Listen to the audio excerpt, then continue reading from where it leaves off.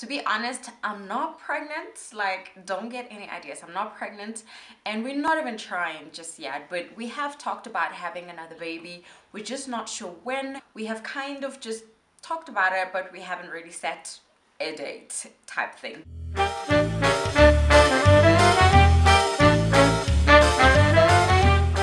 Hey guys, and welcome back to my channel. So today I'm gonna be doing something super weird, I think, and I've been thinking about this for actually a little bit of time now. As the title of this video says, I'm going to be telling you guys just a few things that I'm going to be doing different when we have the next baby. These are some of the few things that I want to be doing a bit different on our next baby, and it does not necessarily mean that I feel like I failed the first time around with K-Bear, because I wouldn't change anything with K-Bear. Everything we did, I would have it exactly like that if I were to do it, if I were to go back and do it again. So the first thing that I'm going to be doing different with baby number 2 is definitely introducing more veggies first before fruits. Like when they start solids, K-Bear started off with like fruits, and I would blend them for her. She pretty much had cooked meals most of the time, like I cooked for her at home, and we started her off with fruits because I thought it was like an easier thing to digest for her and it wouldn't be so difficult. But when it was time to actually introduce veggies,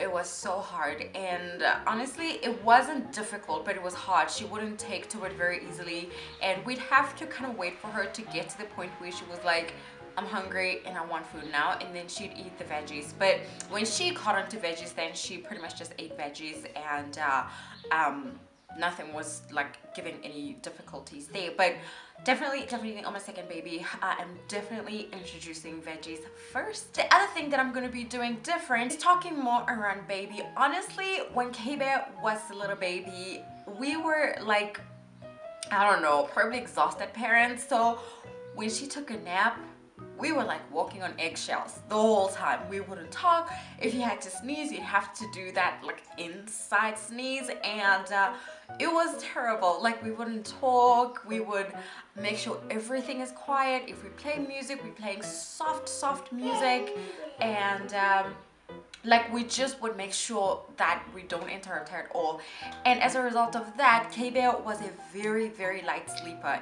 Every single thing you did while she was sleeping, she'd totally wake up. She would hear you and she would wake up. It was insane. With time, we started practicing. Now she can literally just doze off as I'm talking right now, and she wouldn't even care.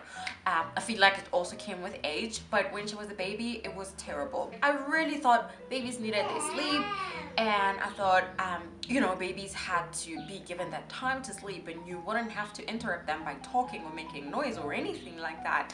And I am definitely doing that different with the next baby. And then the third thing that I would love to do with the next baby is totally breastfeed a little longer. And I feel like this is not entirely dependent on me. With K-Bear, I breastfed her all the way until she was 11 months old, and she self-weaned. That's why I say I feel like it's not dependent on me. So I'm hoping the next baby will want to breastfeed a tad bit longer, and I'm hoping my body will actually be able to produce enough milk for the little one to breastfeed a tad bit longer. And then the next thing that I'm going to be doing different, which actually this one is a tad bit funny, and I'm telling you, it's so funny. I'm gonna be buying practical clothes. And the reason why I say this, I feel like as first-time parents, we were so excited about having a baby and seeing this magical plan that we made actually come to life. We got so excited. We ended up buying cute clothes, and like beautiful and gorgeous, and some expensive, and we just never bought the practical clothes. I'm telling you guys, the outfit that I picked for K-Bear from, like, for her coming home outfit from hospital, it was like a little like pants, high-waisted pants, and it had like little ruffles at the bottom, and like a polka dot long sleeve top, obviously like a little jumper, you clip it at the bottom, and it had like little ruffles here as well. It was adorable. Was it practical? No.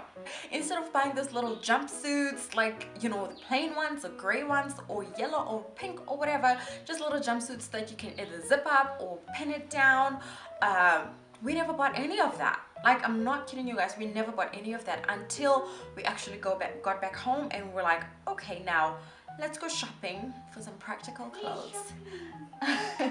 I'm serious, it was like the most hilarious thing ever. When I look back at it now, I'm like, we could have saved ourselves so much hassle and actually bought those little jumpsuits and made it her wardrobe for like the first 3 to 4 months, and we would have been set. We ended up having to dress her up. Her coming back home outfit was actually an outfit she got at our baby shower, because people bought us practical clothes and we never bought ourselves any practical clothes. And even that jumpsuit, my boyfriend Dizzy had to literally drive back home from hospital. He was with us the whole time in hospital, like he slept over with you for 3 nights. Wait, 3 days? Yeah, 3 nights and 4 days. And he had to drive back home to get that outfit because there was nothing. I remember Kiwi's first day when she was born, she pretty much spent the whole day wrapped in a towel. How crazy is this? Well, honestly, it wasn't because there weren't clothes, which there weren't clothes, by the way, but it was because there were so many checkups coming, and like there were different pediatricians and doctors and people and midwives. They were just coming in and out, and I was like, this thing of dressing and undressing and dressing and undressing, it's just too much. So we pretty much wrapped her up in a towel. But the bigger part was that there were no practical clothes, honest. The last thing that I'm going to be doing, actually this is the second last thing that I'm going to be doing different, is to encourage little one to play with food. I have been so uptight. I feel like I'm still uptight to this day.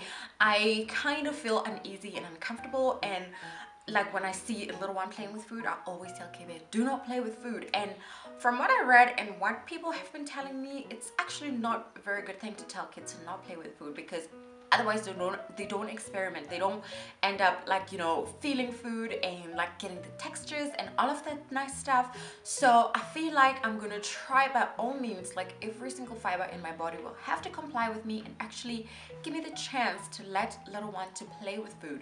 When K-Bear was a baby, I feel like she was delayed with feeding herself. She started feeding herself properly around 11 to 12 months, because the whole time I would feed her like, you play with food, we don't have time for you to play with food, we don't play with food. There are other kids starving somewhere, so you don't play with food. I feel like it was just not cool. And then the last thing on my list that I'm going to be doing very, very different when I have the next baby is actually going to my parents for 3 months.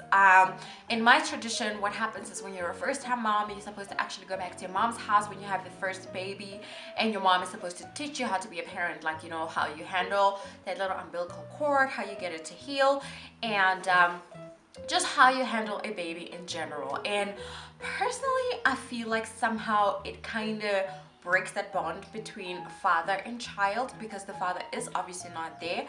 But I mean, it's part of our tradition. There's pretty much nothing I can do about it. But I'm not going to be doing it the second time around when we have the next baby, simply because, one, I feel like I have learned enough. Going back to my mom's would be like, really, you just don't want to raise your kids by yourself? I feel like I've learned enough from the time I spent with my mom when K-Bear was born. And second, again, I want to give the dad the chance to actually bond with baby. And the very, very important thing is I want to actually have that thing with myself where I'm able to let the other parent take care of the baby. I feel like me being away for 3 months actually got me to a point where I felt like I was in it by myself, and I was single parenting, even though she had a father who was willing to be there and actually help out. I don't know, it's just a feeling that I had. I felt like I was just being a single parent, and to a certain degree I got used to it, to a point where when we went back home with Dizzy, it was a bit difficult for me to actually let him take part. Like, I would feel like he's doing everything wrong, and like it's just not working out type thing, and I would correct him every time and he'd be frustrated with me. And it was just, it took us a bit to actually adjust, to say, okay, now we're in this together, you're not alone, and type of thing. So I'm not going to be doing that. I'm not going to go to my parents. We will have the baby, and I'm hoping for home birth, so we will deliver the baby at home and pretty much be at home the whole time. So the other thing that I just thought of now that I'm going to be doing different is I'm going to be using, what's it called, surgical spirits, to heal the little umbilical cord thing. when KB was born, we used the Wexen powder. Wexen or Wexen, I don't know if I'm pronouncing it right, but we use that powder, and KB now has an outie, and I feel like the reason why her belly button is an outie is because of that powder. I could be completely wrong, but I feel like because I was a first-time parent and I was freaked out when it came to cleaning her belly button. I felt like I was hurting her, but she'd be screaming her lungs out. So I feel like it just never wasn't cleaned out properly, and as a result she had an outie. I don't know, I could just be paranoid, but definitely when we have the next baby we are using surgical spirits. That's what my mom used with me and our little brothers, and everybody else that I know used it. I just used the powder because at that point my midwife suggested we use it, and she was helping us use it and she showed us, but it pretty much just went out the window when we got back home. So I'm gonna be trying surgical spirit and see how that one goes. But anyway, that's it for all the stuff that I'm gonna be doing different when we have our next baby. Like I said, we don't know when we're having the next baby, but homegirl is ready for another baby, so I'm gonna put it out there to the universe. I hope you guys enjoyed watching this video. Don't forget to go ahead and give it a thumbs up, and go ahead and click subscribe if you haven't subscribed just yet. So anyway, that's gonna be it from us for today, and we'll catch you guys tomorrow. No, and we'll catch you guys later. Bye guys.